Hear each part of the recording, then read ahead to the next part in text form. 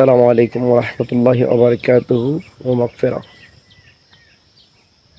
সম্মানিত viewers, fan follower, দেশ প্রবাস যারা যেখান থেকে আজকের আমার এই ভিডিওটি দেখতেছেন, সকলকে জানাচ্ছি প্রাণ ঢালা অভিনন্দন ও শুভেচ্ছা।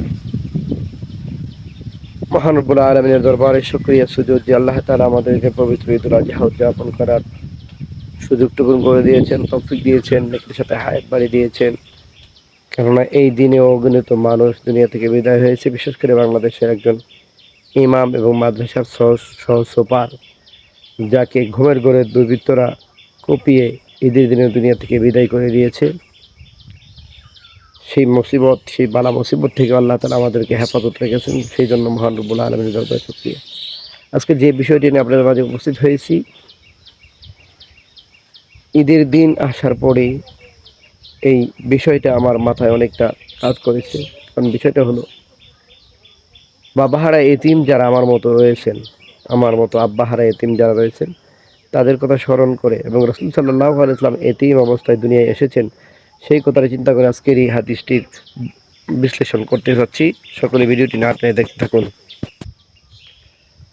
কেননা আমরা অনেকেই আছি মা এবং বাবার মূল্য দিতে জানি না। যতক্ষণ পর্যন্ত সামনে থাকে অথবা বেঁচে থাকে, ততক্ষণ মনে করি তারা তো বেঁচেই আছে। একটা সময় যখন দেখবেন বাবা দুনিয়া থেকে বিদায় হয়ে গেছে, তখন দেখবেন আপনার মাথার উপর ছাতা চলে গেছে। কেউ আপনাকে আগের মতো মূল্যায়ন করছে না, বা কার কাছে গিয়ে কোনো কিছুর জন্য ঠাঁই খুঁজে পাবেন না, কারণ আপনার গার্জিয়ান বলতে কেউ নেই। বাবা হলো আপনার আমার লাইফের গার্জিয়ান। তো যাদের বাবা হারাইছেন, তারা একমাত্র আমার এই কথাগুলোর মর্ম বুঝবেন, কারণ আমি বাবা হারাইতিম। আজকে 5টি বছর শেষ হয়ে গেল, 6 বছর রানিং চলতেছে। বাবা দুনিয়া থেকে বিদায় হয়ে গেছে।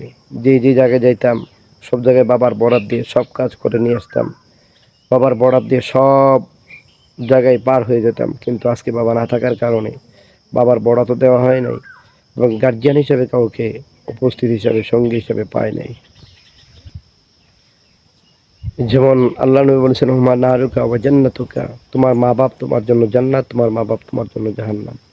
দুনিয়াতে বেঁচে থেকে যদি মা বাবার খেদমত করতে পারো, মা বাবার মন খুশি রাখতে পারো, মা বাবা খুশি হয়, তাহলে আল্লাহ রসুল এবং আল্লাহ খুশি। আর যেই জায়গায় দুনিয়া থেকে মা বাবার খেদমত করতে পারো না, মার মনে কষ্ট, বাবার মনে কষ্ট, মা বাবা রাজি নাই, তার প্রতি আল্লাহর নবী এবং আল্লাহ কেউ রাজি নয়, তাহলে তার জন্য জাহান্নাম। সেই জন্য আমি আজকের এই কথাটা এইভাবে স্মরণ করলাম যে ঈদের দিনে বাবা বেঁচে থাকলে কত আনন্দ লাগতো, কত খুশি লাগতো। আজকে বাবা দুনিয়ায় নাই, অনেকের মা নাই, তাদের যে কী অবস্থা, কী হালাত হচ্ছে, একমাত্র তারা ছাড়া আর কেউ বোঝার ক্ষমতা নেই।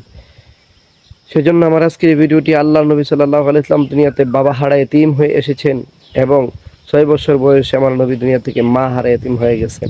সেজন্য আমার নবী এতিমদেরকে অনেক ভালোবাসেন, মহব্বত করতেন।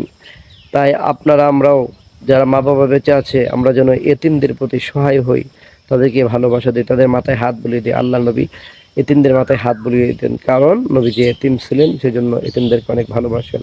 আমাদের উচিত এতিমদেরকে ভালোবাসা, মহব্বত করা, তাদেরকে ধমক না দেওয়া, তাদের প্রতি সহানুভূতি হওয়া, তাদের মাথায় হাত বুলিয়ে দেওয়া। যদিও বাবা মার স্বাদ তাদেরকে বোঝাতে দেওয়া সম্ভব না, তবে তাদের মাথায় হাত বোলালে আল্লাহ নবী খুশি হয়, আল্লাহ খুশি হয়।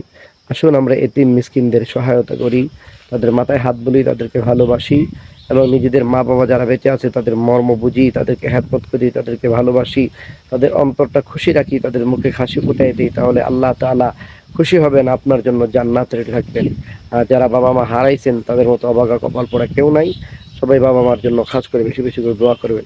ভিডিওটি ভালো লাগলে শেয়ার করে দেবেন। ভালো থাকবেন সবাই। আসসালামু আলাইকুম ওয়া রাহমাতুল্লাহি ওয়া বারাকাতুহু।